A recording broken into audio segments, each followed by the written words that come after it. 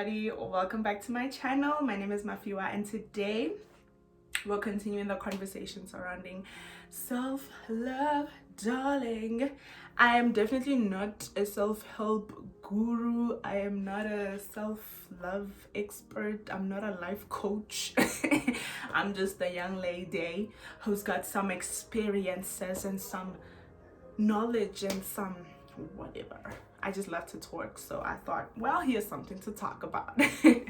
No, in all seriousness, I'm not a life expert. I am not a life coach. I'm not here to tell people these things because I think I know better. I just love to, share knowledge with people. I love to engage with people about conversations that I'm very passionate about. So that's the reason why I am making these videos. I just love seeing young people come into themselves more, loving themselves more, being confident in themselves, like really just realizing their potential and cultivating love for themselves. I love to see empowered young people just roaming around. So yeah, do stay tuned if you are keen, and yeah, let's get straight into it. The first thing that I did in the process of, and mind you, there's no destination to self-love, because as you grow, as the days go by, you experience a lot of things that you never thought you could experience, or life is always changing, a person is always changing. You define love differently as you grow, and yeah, love starts to mean different things to you as you grow. So there's no full stop to the self-love thing. I just think that these are the best everyday things that I did, habits and practical things that I had to go through in order to be at this position in my life.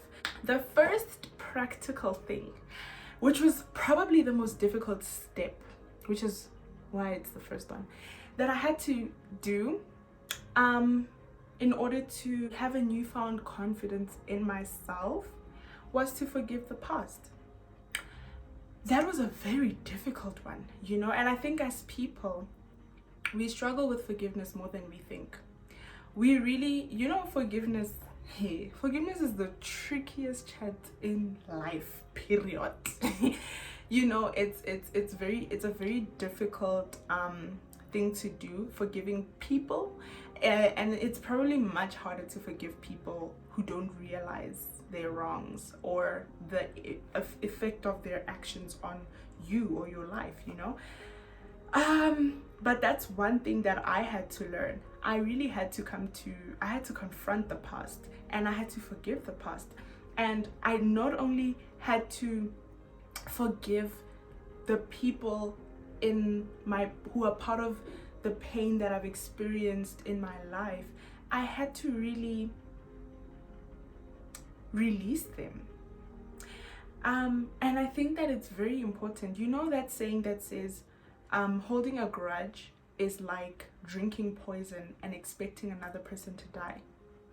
The truest thing I've ever heard in my life, because literally holding a grudge, you're the only person who's suffering. Literally, you think you're doing something wrong to someone could be holding a grudge against me, but look at me now talking about self-love. Someone else thinks I'm dying from whatever because they're holding a grudge towards me. I'm here cultivating love for myself. I'm like, life is good, for all you know.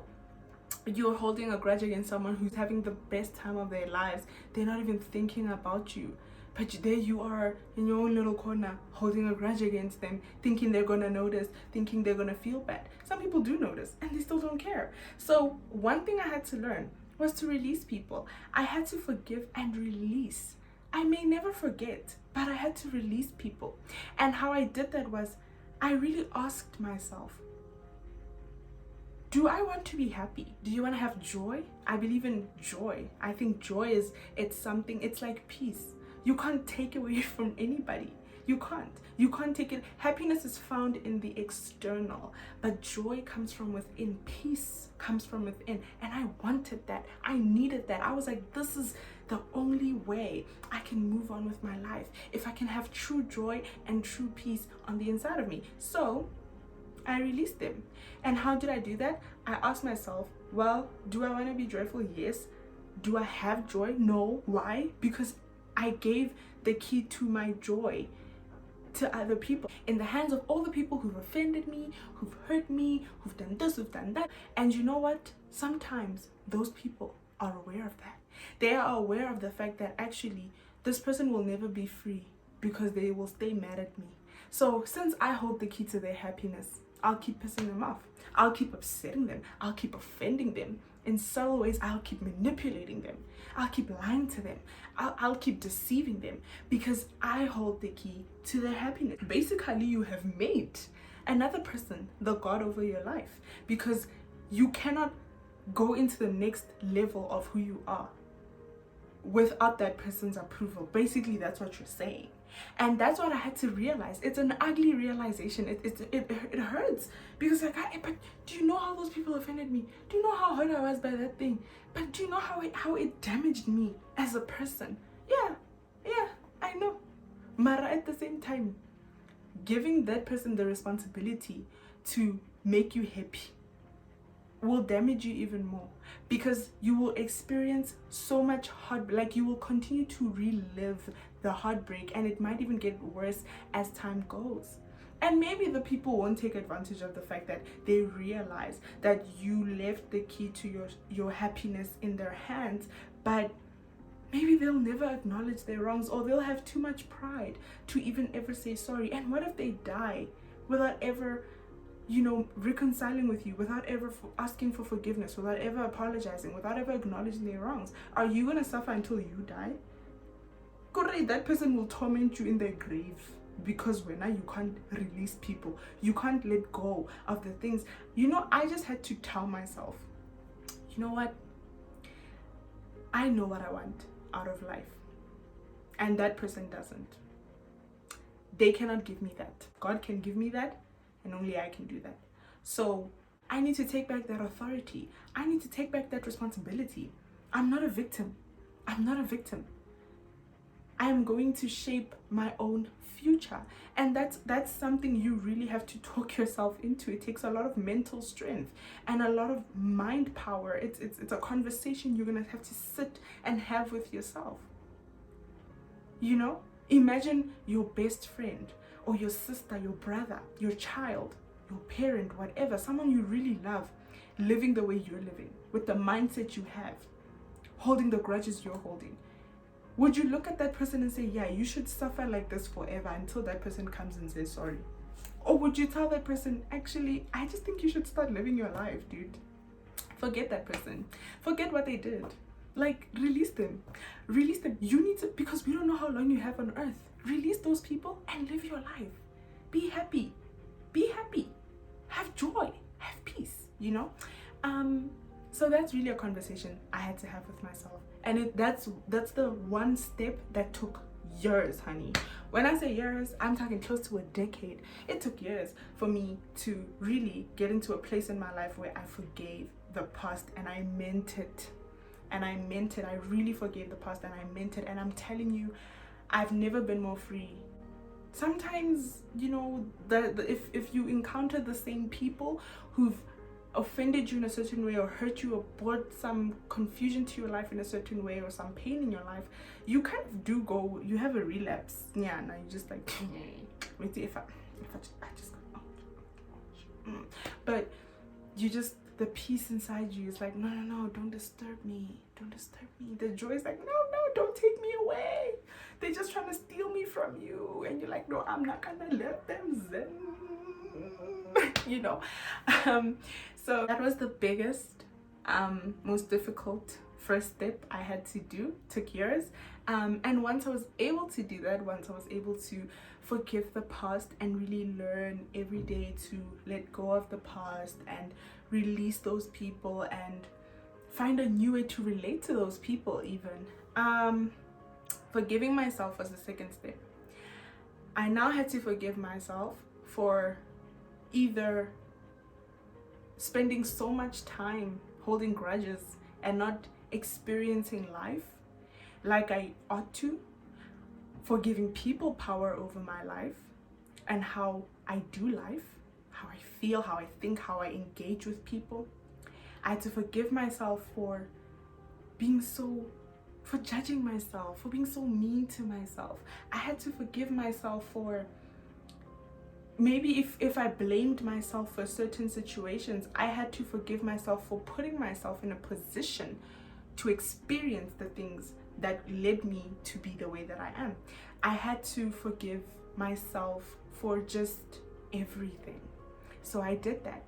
I forgave myself, like how if I ask someone for forgiveness, I would expect them to forgive me. I apologized to me and I accepted my apology, and because I'm very corny, I got myself a token of appreciation. And I always apologize to myself about stuff, so I always give myself something to say, I love you, forgive me, because like if you don't do that for yourself, who are you waiting for, like, to do it for you? Sure, what if that person never comes?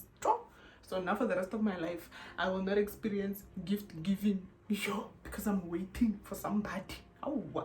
So I'll buy myself something, I'll take myself out, I'll give myself a lazy day of doing nothing. Like, I do the tackiest things to just show myself love, you know? So that was the step I had to take after forgiving myself. And then after doing that, I could now really get into the new me that loves me as I am. I was like, okay, now that I'm no longer the victim, who am I? And then I get into who I really am. I'm no longer the person with a low self-esteem. I no longer lack confidence. I no longer hate myself. I no longer dislike other people. I'm no longer mad. I'm free. Whoo! A featherweight, like Cobra would say. I'm light like a feather. Who am I? And then you redefine yourself. And then you can write it down. You can just say it to yourself. You say, actually, I'm the same person, just without all that mess, you know? And then you accept that person. You say, here's the ugly side of you. Oh, it's ugly. But here's the pretty side of you. It's so pretty. I accept both sides and I love both sides. And here's how I'm going to use both sides to keep growing and keep loving and keep forgiving and keep being kind and all of those things, you know? So that's what I did.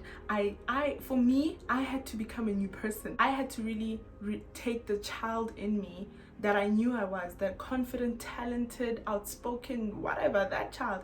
I had to take that child out again and be her again. So I was growing again. I was just me, you know? I didn't care what people thought of me. I just lived my life. I'm unapologetic, you know? I just do me like how I want to do it. So that's what I did.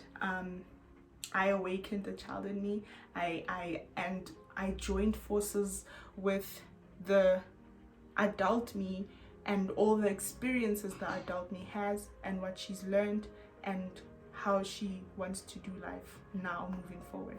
So that was the first step, forgiving myself, forgiving the past, and accepting myself for who I am. And the beautiful thing about accepting yourself is that you study yourself, you become your own best friend, you date yourself, okay honey? And when you date yourself and you study yourself, you do unpack the good and the bad in you, but you love yourself as that person with the ugly and the good, and then you accept that person and you make sure you know that person like the back of your hand.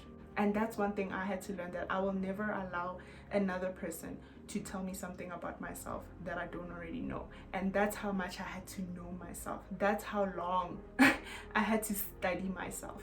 And yeah, so for this part of the series, this is the conversation. This is what I wanted to share as the initial steps of really growing to love yourself a whole lot more. And I really do hope that it helped, and I cannot wait to see you guys in the next video for the next conversation. Shut up.